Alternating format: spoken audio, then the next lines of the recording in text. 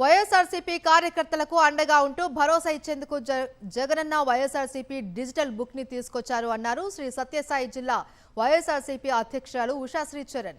వేధింపులకు గురైన కార్యకర్తలు, మోసపోయిన ప్రజలు తమను ఇబ్బందులకు గురి చేస్తున్న వారిని డిజిటల్ బుక్ లో నమోదు చేసుకోవాలి అన్నారు. శ్రీ సత్యసాయి జిల్లా గొరంట్ల మండలం కలిగేరిలో ఉషాశ్రీ చరణ్ పర్యటించి ప్రజల కష్ట సుఖాలను అడిగి తెలుసుకున్నారు. అనంతరం వైఎస్ జగన్మోహన్ రెడ్డి తీసుకొచ్చిన YSRCP digital book QR code ను నేతలు, కార్యకర్తలతో కలిసి ఆవిష్కరించారు.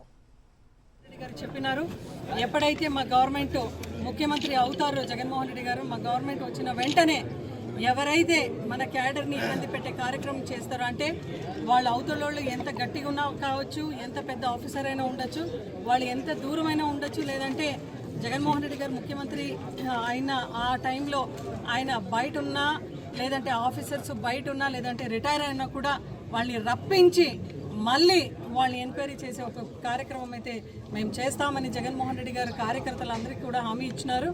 కూటమి పాలనలో కక్ష సాధింపు చర్యలు, దౌర్జన్యాలు, బెదిరింపులకు పాల్పడిన అధికారులను చట్టం ముందు నిలబెట్టి ప్రతి వైఎస్ఆర్సీపీ కార్యకర్తకు న్యాయం చేసేందుకు డిజిటల్ బుక్ విధానాన్ని రూపొందించాము అన్నారు మాజీ డిప్యూటీ సీఎం పి రాజన్న దొర. పార్వతీపురం, మన్యం జిల్లా సాలూరులో డిజిటల్ బుక్ క్యూఆర్ కోడ్ను ఆవిష్కరించారు.